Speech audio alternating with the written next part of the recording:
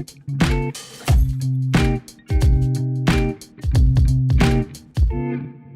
everyone, welcome back to Latin Women in Action podcast. We are here with Karla. And I'm Haydee, and this is episode 10. So today we were going to be discussing a little bit about myself and my status and Your experience. being a DACA recipient. Yeah. And my experiences, struggles, you could say.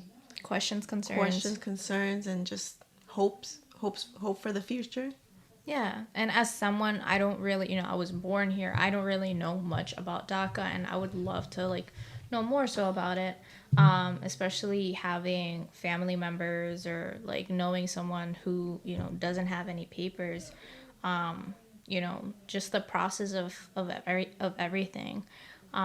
So... Yeah, and it's completely different than, people who have... nothing at all. Yeah, and it's the experience in it itself that's very different, because it's you can be a DACA recipient, or you're just coming here, or asking for a residency or a green card or asylum, it's a lot. It's a lot of different things, and we're very fortunate enough to work for a nonprofit where we can learn and learn from Ms. Zambrana. Even though she's not an immigration lawyer, she does work with an immigration lawyer, and that's where she gets up to date or ask any questions, and help her be informed so that she can help her clients.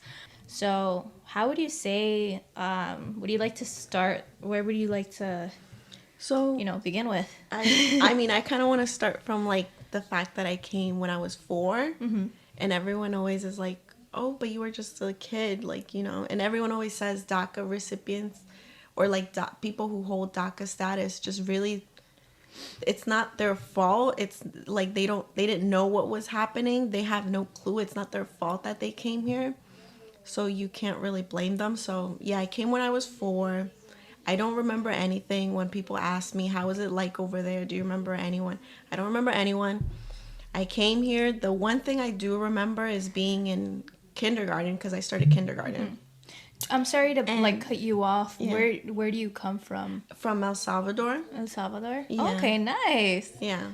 It's doing a little better, but that's a whole different topic. Yeah. But yeah, we came because, everyone comes for a better life here, mm-hmm. to look for a better future for you, especially. So yeah, my parents both came here. Originally, my grandma came first. Then my dad came. Then my mom came. And I actually stayed in El Salvador. I'm not sure how long. But I stayed over there with my grandma from my dad's side. And then eventually I came with my aunt. But once I was here, I started kindergarten. And I just remember this little kid. Imagine a little kid translating for me. Mm. He spoke Spanish, translating for me and trying to help me. I remember that very vividly, but that's about it. Mm-hmm. And yeah, ever since then, I've been here, going to school, started working around 18 when, started college. You built a whole life, you pretty much grew up here, and I'm sure there's so many kids. There are so many kids here in the United States that literally have a similar story. The same thing. And it's just man, you experience every stepstone and journey. Going to elementary school, middle school, high school, and then within it itself, it's you have your own personal, your whole personal, journey is there. And it's man, when is it my time to be able to, hold some sort of, legal, but as a kid, you don't think about that. Yeah. I'm sure I knew I didn't have papers, but I didn't understand what that meant, mm-hmm. until it came to, applying for colleges. And I remember I was so, scared, because I remember my family would be like, oh, yeah, when it comes to college, what are you going to do? Because we didn't know. Mm-hmm. And for some reason, I thought I couldn't go to college because I didn't have papers. Mm-hmm.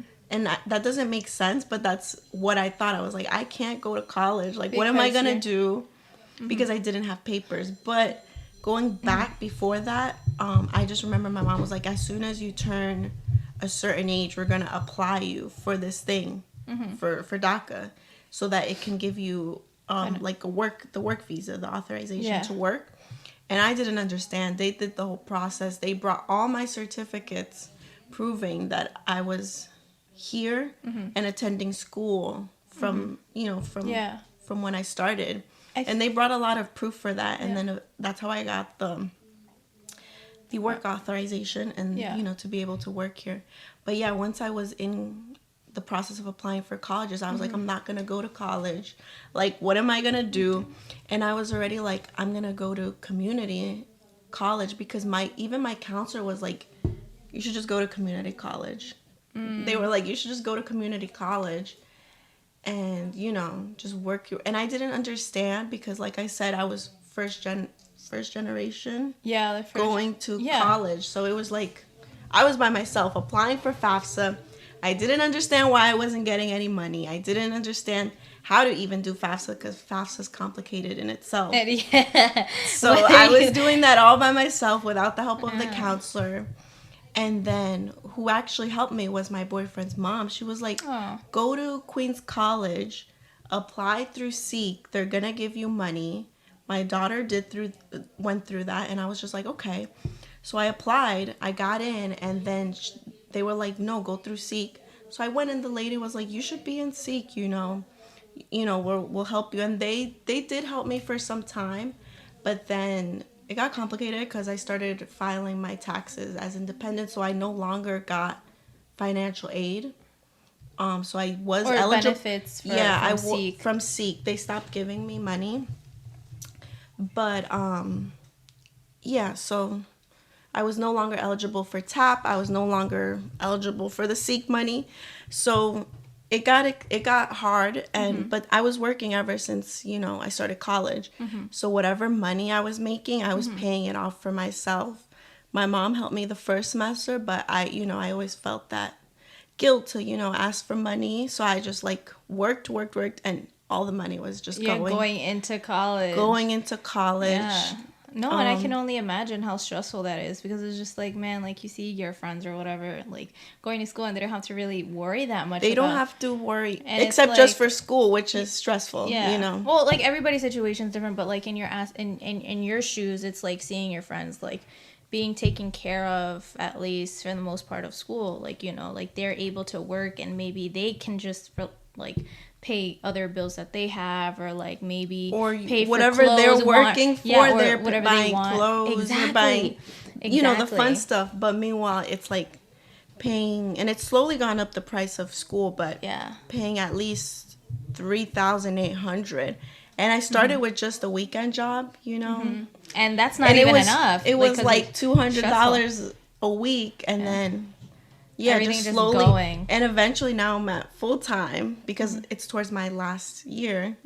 So it's still just going to their and I feel like maybe what obviously parents, they just try to do everything best for you, but I feel like you should have also been there in the process of like learning about DACA, and learning, because it's like you were saying how the paper works. Like your mom had like everything set up so that the process can just be done, when in reality it's like you want these processes to be done, but you want to be educated of like what's gonna happen, what is this, what does that mean, like I don't really know much about like the process of DACA, or like like every specific thing. But like as for someone who is married to someone who doesn't have papers, we had to like learn, and like kind of in the situation, like my husband came here at a very, very young age. He came here at the age of 9, and he pretty much grew up here. He went to school here, and he went to college here.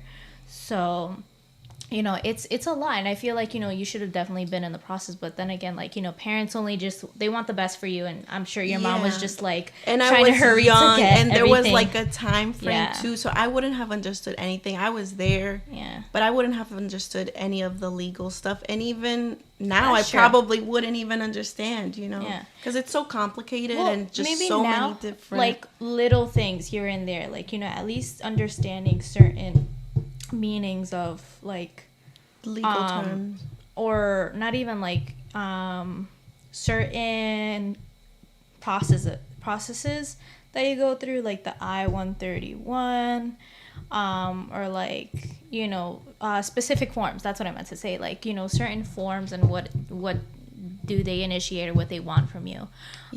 So, you know, a lot of the times too, when you look at these forms, they're kind of easy to understand, or they have instructions, you know. So that's the good part, you know, especially that you know the language, you know English, and you understand it. So it's like it'll be a lot easier for you to understand. Yeah. So and even then, afterwards, after I got DACA and everything, you still have to renew it. You have to renew it every 2 years. Oh, okay. Yeah, so I'm constantly with the lawyer. I believe it's a lawyer or paralegal, but I'm like every so often I have to be like on top of your case. Yeah, because you have to renew it before it expires. So you have to do it months ahead, and that's another payment to make so that you can still have the work authorization. But I have to be in contact with her, and then she has to update and see if anything's changed, and then they do the whole process. So it's never really like a sit down and just understand process, understanding the process. Yeah, I feel like maybe, now since we are like all together with Latin Women in Action, and like we work with Ms. Zambrana, it'll be great to have like a sit down, and we're also with Farsad, which is the immigration lawyer that she works with. Having like picking his brain and asking questions about certain things. Yeah, that way like you can know more, or anybody in this situation can understand like, what does this mean, what does that mean, like why are we still here, why haven't we gotten some sort of path, or updates what's behind the scenes, because they're always changing stuff with DACA.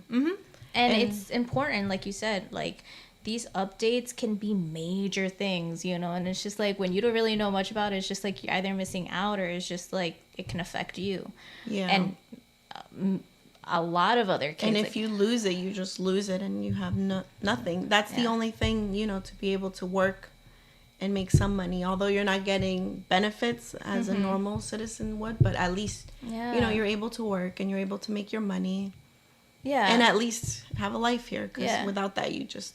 So, I mean, it seems like, you're also very grateful of the fact of the opportunity, too, because then, like, if you didn't have nothing, it would be so hard for you to have, like, a job and also balance school.